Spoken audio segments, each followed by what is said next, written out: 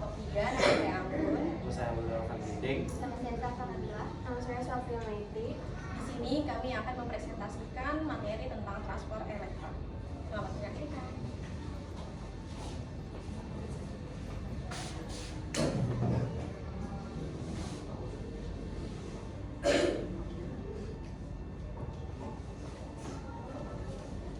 Baik, di sini ada pengertian. Transport elektron adalah proses di mana elektron dipindahkan melalui serangkaian protein atau molekul lain dalam membran sel.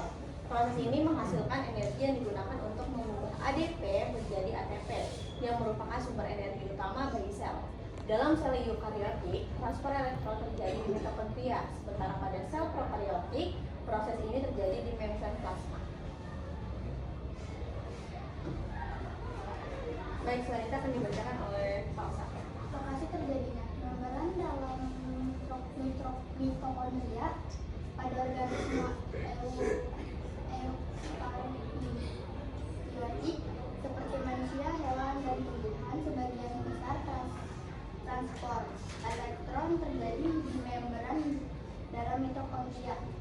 Disinilah energi yang dihasilkan dari pemecahan nutrisi diubah menjadi ATP yang merupakan mata uang energi sel. Membran tilakoid pada tumbuhan dan alga. Transport elektron juga terjadi di membran tilakoid yang merupakan bagian dari kloroplas. Proses ini merupakan bagian dari fotosintesis, di mana energi cahaya matahari digunakan untuk menghasilkan ATP dan NADPH yang kemudian digunakan untuk sintesis gula. Baik, selanjutnya akan dibacakan oleh Abel. Selanjutnya ada komponen utama yang ketiga oksigen.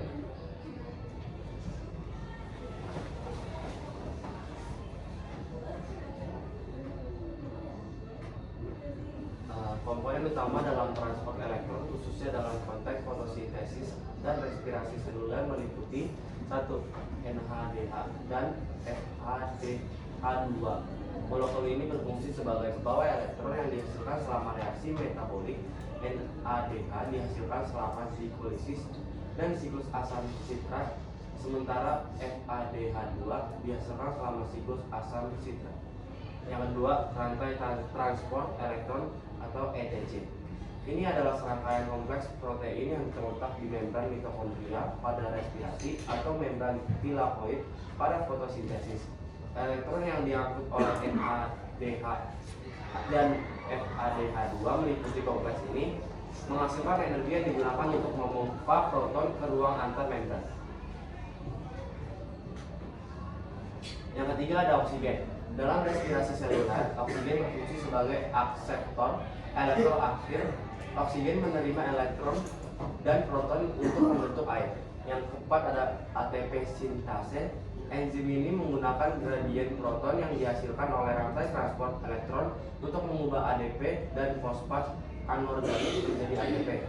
Proses ini dikenal sebagai fosforilasi oksidatif. Yang kelima ada koenzim Q atau quinone dan sitochrom C. Molekul ini berfungsi sebagai pembawa elektron antara kompleks dalam rantai transport elektron.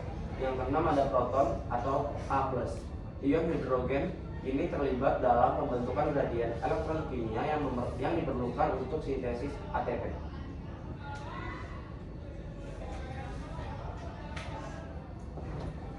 Baik, di sini adalah tahap-tahap transport elektron.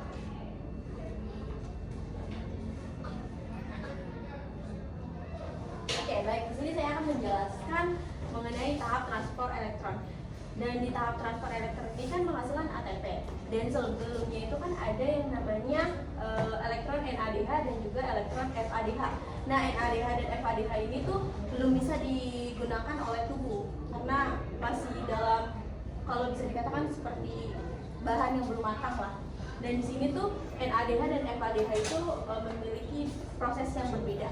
Kalau misalnya NADH, yang pertama adalah NADH diubah menjadi NAD+, kemudian masuk ke dalam kompleks protein pertama, kemudian dikirim lagi ke ubiquinon, setelah itu dan sebelum ke kompleks protein ketiga, H+ ini tuh dipompa keluar membran. Setelah itu, setelah di ubiquinon, masuk lagi ke kompleks protein ketiga. Nah, di proses kompleks protein ketiga ini, H+ juga terpompa keluar membran. Selanjutnya dikirim lagi ke sitoplas C. Di sitoplas C kemudian dikirim lagi ke kompleks protein keempat, kemudian H+ juga keluar. Nah, jadi elektron NAD+ ini tuh bertemu lagi dengan ini menghasilkan H2O. Dan kalau misalnya FADH2 itu diubah menjadi FAD+, kemudian masuk ke kompleks protein kedua yang ini. Terus habis itu ke ubiquinon ke atas yang ini yang bulat.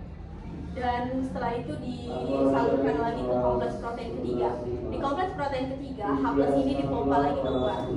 Dan setelah itu dikirim lagi ke sitoplasma C. Terus habis itu dikirim lagi ke kompleks protein keempat. Nah, H+ ini tuh yang tadi keluar kan ada 3. Kalau di NADH itu yang H+-nya, yang 3 H+ itu tuh masuk lagi ke ATP sintase dan membentuk ATP 3 ATP. Kalau misalnya FADH itu hanya 2 H+-nya. Terus 2 H+ itu tuh masuk lagi ke ATP sintase membentuk 2 ATP seperti itu.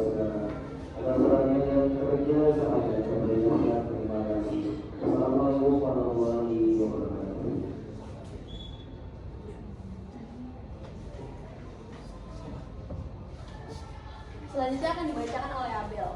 Selanjutnya ada kemiosmosis dan pembentukan ATP.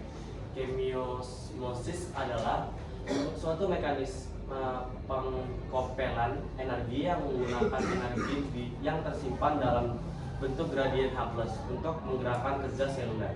Cara kerjanya seperti kincir air yang menghasilkan tenaga. ATP sintase seperti kincir air di membran dalam mitokondria yang membuat ATP dengan memaksa ADP dan fosfat untuk bersatu.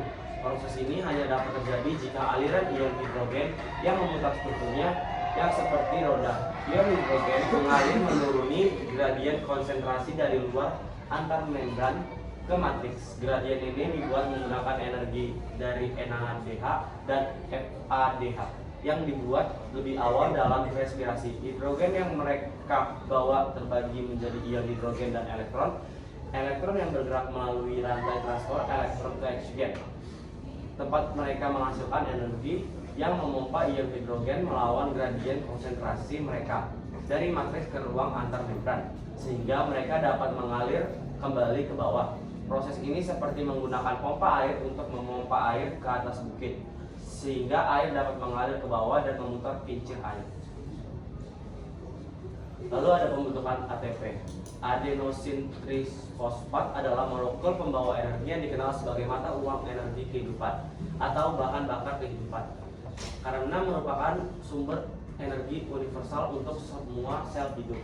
Tubuh manusia menggunakan molekul yang terkandung dalam lemak, protein, dan karbohidrat yang kita makan atau minum sebagai sumber energi untuk membuat ATP.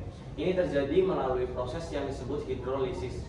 Setelah makanan dicerna, makanan disintetis menjadi glukosa yang merupakan salah satu bentuk gula. Glukosa adalah sumber bahan bakar utama mitokondria sel yang Anda gunakan untuk mengubah energi kalori dari makanan menjadi ATP, yang merupakan bentuk energi yang dapat digunakan oleh sel.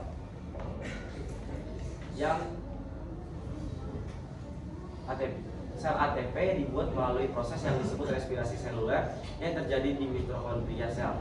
Mitokondria sel subunit kecil di dalam sel yang berspesialisasi dalam mengekstraksi energi dari makanan yang kita makan dan mengubahnya menjadi ATP. Mitokondria dapat mengubah glukosa menjadi ATP melalui 2 jenis respirasi sel yang berbeda, yaitu aerobik dengan oksigen dan anaerobik tanpa oksigen.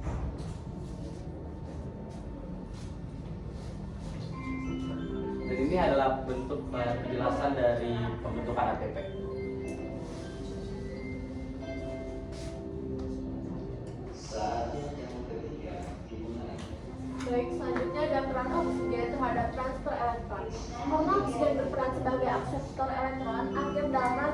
transport elektron selama respirasi seluler.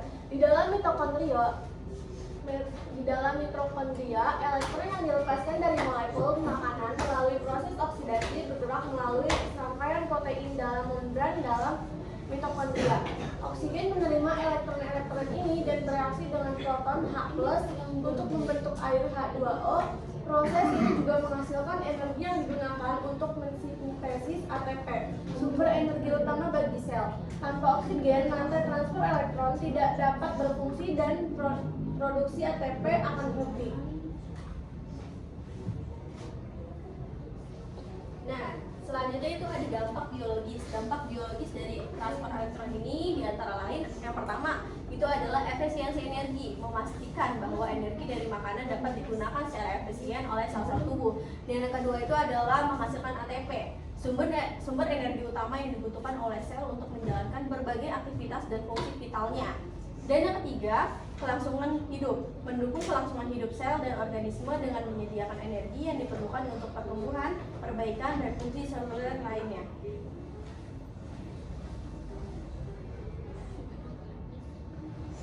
Terima kasih.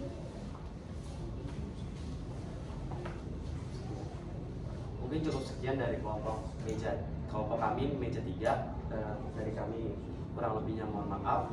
Wassalamualaikum warahmatullahi wabarakatuh.